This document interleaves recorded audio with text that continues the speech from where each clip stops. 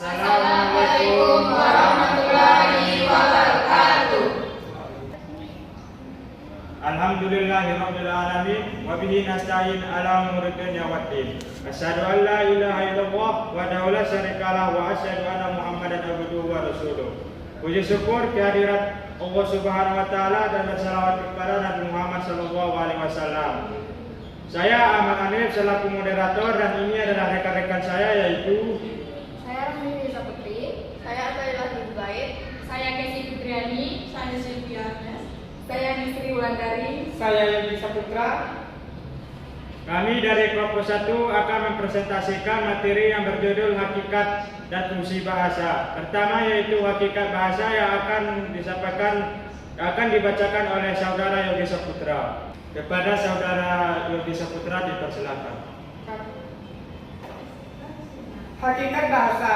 Bahasa dapat didefinisikan sebagai sarana komunikasi antar anggota masyarakat dalam wujud lambang seni ujaran yang dikeluarkan oleh alat ucap manusia seperti hero, salam. Hakikat bahasa. Apa itu bahasa? Bahasa dapat didefinisikan sebagai sarana komunikasi antara anggota masyarakat dalam wujud lambang bunyi ujaran yang dikeluarkan oleh alat ucap manusia. Keraf tahun 1974 halaman 14. Keraf mendefinisikan bahasa cenderung dari segi fungsinya. Keraf lebih menunjukkan fungsi dalam mendefinisikan bahasa.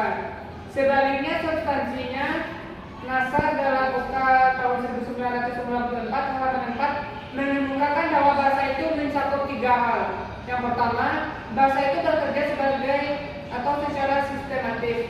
Yang kedua, bahasa itu pada dasarnya berupa simbol-simbol bunyi dan simbol-simbol bunyi itu mewakili makna karena dihubungkan dengan situasi dan pengalaman kehidupan. Yang ketiga, bahasa itu memiliki fungsi sosial dan tanpa fungsi sosial tersebut masyarakat tidak mungkin ada. Konco tahun 1997 halaman 2 mengungkapkan bahwa bahasa adalah sistem lambang bunyi yang arbitrer digunakan oleh anggota kelompok sosial untuk berkomunikasi. Menurut Wijojo tahun 2007 halaman 14 mengungkapkan bahwa bahasa adalah sistem lambang bunyi yang digunakan oleh penuturnya untuk berkomunikasi. Pino Piaro dalam Mulia Tuti 2009 halaman 1-6 menyatakan bahwa bahasa adalah satu sistem simbol vokal yang arbitrer yang digunakan untuk berkomunikasi oleh semua orang dalam suatu kebudayaan tertentu atau oleh orang lain yang telah mempelajari sistem kebudayaan. Wijono tahun 2007 halaman 14 mengungkapkan bahwa bahasa adalah sistem lambang bunyi yang digunakan oleh penuturnya untuk berkomunikasi. Vino Chiaro dalam Mulia Tuti 2009 halaman 1-6 menyatakan bahwa bahasa adalah salah satu sistem simbol vokal yang arbitrer yang digunakan untuk berkomunikasi oleh semua orang dalam suatu kebudayaan tertentu atau oleh orang lain yang telah mempelajari sistem kebudayaan tersebut. Berdasarkan pendapat para ahli tersebut, dapat disimpulkan bahwa bahasa adalah sistem lambang bunyi yang bermakna, bersifat arbitrer, konvensional, produktif, unik, individual, dan kooperatif yang digunakan sebagai sarana berkomunikasi oleh anggota masyarakat. Baiklah, saya Nisri Wulandari, saya akan menjelaskan tentang materi ciri-ciri bahasa. Yang pertama yaitu bahasa sebagai sistem. Sistem dalam konteks ini adalah susunan teratur berpola yang membentuk suatu keseluruhan yang bermakna atau berfungsi. Sistem dibentuk oleh sejumlah unsur atau komponen yang saling terkait secara fungsional. Bahasa disebut sistem karena bahasa memiliki aturan atau pola. Aturan atau pola dalam suatu bahasa dapat dipelajari sebagai sebuah sistem. Bahasa bersifat sistematis dan sistemis. Sistematis artinya bahasa itu terdiri atas unsur-unsur yang tertera menurut suatu pola tertentu dan membentuk suatu kesatuan. Yang kedua yaitu bahasa sebagai latar. Tanda adalah hal atau benda yang memiliki sesuatu atau hal yang menimbulkan reaksi sama terhadap yang diwakilinya. Contoh 1994 halaman 2. Berdasarkan rumusan kedua istilah tersebut, dapat dikatakan bahwa lambang merupakan sebuah jenis tanda. Perbedaannya lambang bersifat konvensional, sedangkan tanda bersifat alamiah. Satuan bahasa, seperti kata dan frase adalah lambang bukan tanda karena lambang bersifat arbitrer. Baiklah, saya akan menyampaikan materi selanjutnya, yaitu bahasa sebagai bunyi. Bloomfield dalam OKA 1994 halaman 10 mengungkapkan bahwa bahasa itu bunyi. Namun perlu dipahami bahwa tidak semua bunyi dapat dikatakan bahasa. Bunyi pada komponen ini adalah bunyi yang dihasilkan oleh alat ucap manusia. Alat ucap manusia itu diantaranya bibir, lidah, gigi, rongga, mulut, dan pita suara. Jadi, bunyi bahasa adalah bunyi yang dihasilkan oleh alat ucap manusia yang di dalam fonik diamati sebagai fon dan di dalam fonemik sebagai fonem. Selanjutnya yaitu bahasa itu arbitrer. Arbitrer berasal dari arbitrary yang berarti selected at random and without reason. Diterjemahkan dengan dipilih secara acak tanpa alasan. Arbitrer diartikan sewenang-wenang, berubah-ubah, tidak tetap, mana suka. Menurut Cair 2012 halaman 45, arbitrer adalah tidak ada hubungan yang wajib antara lambang bahasa yang berwujud bunyi itu dan konsep, makna atau pengertian yang dilambangkan oleh lambang tersebut. 5. Bahasa itu bermakna. Sebagaimana yang dikemukakan sebelumnya, bahasa itu berwujud lambang. Jika bahasa sebagai lambang, tentu ada yang dilambangkan. Lambang tersebut melambangkan konsep, ide, pikiran yang ingin disampaikan. Karena lambang dalam suatu bahasa mengacu pada konsep, ide, atau pikiran, dapat dikatakan bahwa bahasa itu memiliki makna. Care 2012 halaman 44. Lambang bahasa yang berwujud bunyi, pencuri, melambangkan konsep orang yang mengambil milik orang lain tanpa sepengetahuan pemiliknya. 6. Bahasa itu konvensial. Penggunaan lambang untuk suatu konsep tertentu bersifat sosial, bukan individual. OK 1994 halaman 14. Maksudnya, penggunaan lambang untuk suatu konsep tertentu merupakan kesepakatan masyarakat pemakaian suatu bahasa. Karena merupakan hasil kesepakatan itulah bahasa disebut bersifat konvensional. Bahasa itu unik. Bahasa dikatakan unik karena setiap bahasa mempunyai ciri khas. Setiap bahasa memiliki ciri yang tidak dimiliki oleh bahasa lain. Ciri khas sebuah bahasa misalnya terkait dengan sistem bunyi, sistem pembentukan kata, dan sistem pembentukan kalimat. Salah satu keunikan bahasa Indonesia adalah tekanan kata bersifat sintaktis. Maksudnya, dalam sebuah kalimat tekanan diberikan pada kalimat kata tertentu. Makna kata tersebut tidak berubah. Yang berubah adalah makna kalimatnya. 8. Bahasa itu universal. Bahasa dikatakan bersifat universal karena bahasa memiliki ciri yang sama.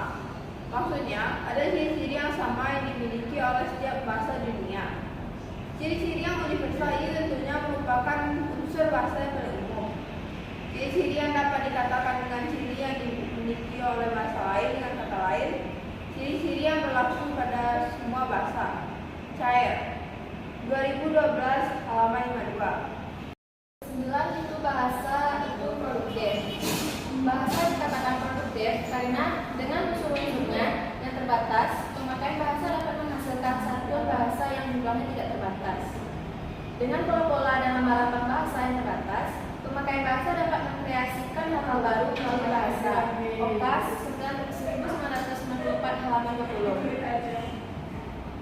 OKA menyatakan bahwa keproduktifan bahasa itu merupakan perbandingan unsur-unsur bahasa dengan daya pemakaiannya.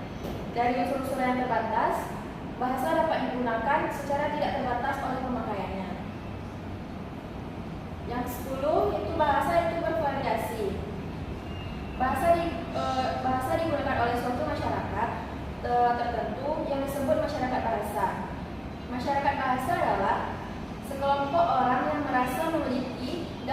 bahasa yang sama. Menurut Kencono 1997 halaman 116. Menurut Chair tahun 2012 halaman 55 ada 3 istilah yang terkait dengan variasi bahasa, yaitu idiolek, dialek, dan ragam. Bahasa itu dinamis. Bahasa sebagai salah satu unsur yang terkait erat dengan kehidupan manusia otomatis juga berubah. Perkembangan budaya suatu masyarakat bahasa turut berpengaruh pada perkembangan bahasa. Perkembangan bahasa tersebut dapat berupa penambahan unsur atau perubahan bentuk atau makna. Umpamanya, kata canggih yang awalnya bermakna cerewet berubah menjadi banyak tuntutan atau sangat rumit. Contoh lain, kata sarjana yang dahulu bersinonim dengan cendekiawan berubah rujukannya pada lulusan perguruan tinggi. Mulia Studi tahun 2009 halaman 1-10. 12. Bahasa itu manusiawi. Bahasa adalah suatu aspek perilaku yang dapat dipelajari. Manusialah yang mampu mempelajari bahasa. Hal itu disebabkan manusia memiliki akal budi atau yang dikenal dengan animal rasional. Dengan akal budi itulah manusia dapat memikirkan sesuatu, menemukan ide-ide baru, menyampaikan kepada orang lain melalui bahasa. Melalui akal budinya manusia dapat berkembang. Berbeda halnya dengan binatang yang tidak mempunyai akal budi. Karena tidak memiliki akal budi, alat komunikasi binatang tidak berubah dan terbatas untuk keperluan hidup kebinatangannya saja. Cair tahun 2012 halaman 58. Yang kedua yaitu fungsi bahasa. Pentingnya peranan bahasa dalam kehidupan manusia tidak dapat dipungkiri. Dengan bahasa orang dapat mengetahui apa yang terjadi di tempat lain. Dengan bahasa orang dapat mengetahui apa yang terjadi pada masa lampau. Dengan bahasa orang dapat mengungkapkan apa yang dirasakannya pada orang lain. Umpamanya para buruh di pelabuhan dan petani di sawah setiap harinya berbicara dalam arti menghubungkan dunia mereka dengan dunia lingkungannya. Bagi mereka itu bahasa semata-mata berfungsi sebagai alat komunikasi. Maksudnya dengan bahasa mereka dapat berhubungan dengan orang lain. Wujud dari hubungan itu dapat berupa pertanyaan, pernyataan, pengharapan, dan permintaan. Dalam konteks tersebut, bahasa memang berfungsi sebagai sarana komunikasi. Adapun fungsi bahasa yang pertama yang akan disampaikan oleh saudara Yogi Saputra. Adapun fungsi pertama dari bahasa yaitu fungsi personal. Fungsi personal yang disebut oleh Jefferson dengan istilah emotive speech adalah fungsi bahasa untuk menyatakan diri atau perasaan. Tolak ukur dari fungsi ini adalah apa yang disampaikan itu berasal darinya, bukan dari diri orang lain. Fungsi kedua yaitu interpersonal. Sesuai dengan namanya, fungsi interpersonal merupakan fungsi yang terkait dengan hubungan antar penutur. Fungsi interpersonal bertujuan untuk membina hubungan atau menjalin hubungan sosial. Ciri khas fungsi interpersonal adalah terciptanya hubungan antar penutur bahasa itu. Yang ketiga yaitu fungsi direktif. Fungsi direktif merupakan fungsi bahasa untuk mengatur orang lain, mempengaruhi orang lain, dan mengondisikan pikiran atau tingkah laku lawan tutur. Melalui fungsi direktif, penutur bermaksud menyuruh lawan tutur, menyarankan lawan tutur untuk melakukan tindakan atau meminta sesuatu. Dampak fungsi bahasa direktif adalah lawan tutur berperilaku sesuai dengan yang dikehendaki penutur. Bahasa yang digunakan memiliki ciri khas berbentuk direktif. Yang keempat yaitu fungsi referensial. Fungsi referensial merupakan fungsi bahasa yang bertujuan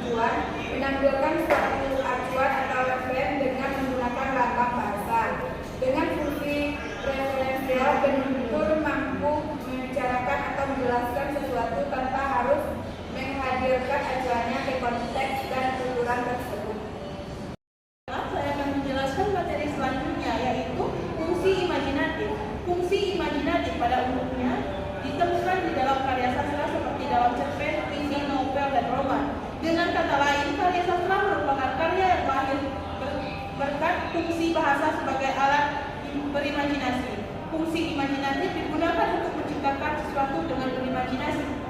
Selanjutnya, fungsi instrumental.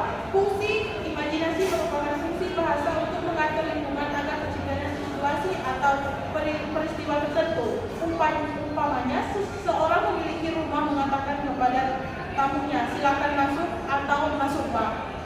Kalimat yang digunakan pemilik rumah menggambarkan fungsi instrumental. 7. Fungsi representasional. Fungsi representasional digunakan untuk mengkomunikasikan fakta dan khasanah ilmu pengetahuan. Fakta keduniaan dan khasanah ilmu pengetahuan merupakan benda yang memerlukan perujukan dan referen. Untuk keperluan itu, bahasa memainkan fungsinya sebagai fungsi representasional.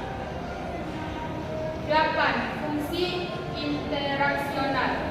Sesuai dengan namanya, fungsi interaksional digunakan sebagai alat untuk berinteraksi. Fungsi interaksional tersebut dapat diwujudkan jika nilai-nilai atau karakteristik budaya yang berlaku dalam bahasa yang digunakan dipahami dengan baik. 9. Fungsi heuristik. Fungsi heuristik digunakan untuk mendapatkan informasi yang berupa ilmu pengetahuan. Dalam konteks itu, manusia memanfaatkan bahasa yang berfungsi sebagai heuristik. Penggunaan fungsi heuristik dapat ditemukan dalam karya ilmiah dalam bentuk rumusan masalah. 10. Fungsi kebudayaan. Bahasa dan kebudayaan memiliki hubungan yang sangat erat. Bahasa dalam kebudayaan mengemban fungsi kebudayaan. Fungsi budaya itu mencakup fungsi bahasa sebagai a. sarana perkembangan budaya, b. jalur penerus kebudayaan, dan c. inventaris sisi kebudayaan. 11. Fungsi kemasyarakatan. Fungsi kemasyarakatan untuk bahasa berdasarkan ruang lingkupnya terbagi atas dua, yaitu bahasa nasional dan bahasa daerah. Dalam skala nasional, bahasa berfungsi sebagai lambang kebangsaan bangsa, lambang identitas nasional, dan alat pemersatu aneka suku, dan alat perhubungan antar daerah dan antar budaya. Keempat fungsi tersebut berlaku untuk bahasa Indonesia yang berkedudukan sebagai bahasa nasional. Yang ke-12, fungsi perorangan. Fungsi bahasa perorangan ditemukan oleh Nababan identik dengan fungsi bahasa yang diungkapkan oleh Haliday. Menurut Nababan, dalam Okas 1994 halaman 47, fungsi bahasa perorangan selain yang dikemukakan oleh Haliday ditambahnya dengan fungsi informatif. Dengan demikian, fungsi bahasa perorangan menurut Nababan ada 7, yaitu fungsi instrumental, fungsi menyuruh, fungsi interaksional, fungsi representasional, fungsi pemecahan masalah atau heuristik, fungsi hayalan atau imajinatif, dan terakhir fungsi informatif. 13 yaitu fungsi pendidikan. Berdasarkan pada tujuan penggunaan bahasa dalam dunia pendidikan dan pengajaran, bahasa mengemban fungsi pendidikan dalam konteks pendidikan dan pengajaran. Fungsi bahasa dikelompokkan menjadi 4, yaitu fungsi integratif, fungsi instrumental, fungsi kultural, dan fungsi penalaran. A. Fungsi integratif. Fungsi integratif berupa memberikan penekanan dan pada penggunaan bahasa sebagai alat untuk menjadikan peserta didik memiliki kesanggupan menjadi anggota masyarakat. B. Fungsi instrumental. Fungsi instrumental merupakan fungsi bahasa untuk mendapatkan keuntungan material, memperoleh pekerjaan, meraih ilmu pengetahuan, mendapatkan peluang ekonomi, dan lain-lain. C. Fungsi kultural. Fungsi kultural merupakan fungsi bahasa sebagai wahana untuk mengenal, mempelajari, mengapresiasi, dan menghargai nilai-nilai budaya yang berwahanakan bahasa. D. Fungsi penalaran. Fungsi penalaran merupakan fungsi bahasa yang menekankan pada penggunaan bahasa sebagai alat berpikir dan bernalar. Bernalar merupakan proses atau aktivitas kognitif yang berusaha untuk menghubungkan konsep-konsep, untuk menganalisis, dan untuk mensintesis. Demikianlah presentasi kelompok kami. Kalau ada kesalahan kami mohon maaf. Kami akhiri dengan Assalamualaikum warahmatullahi wabarakatuh.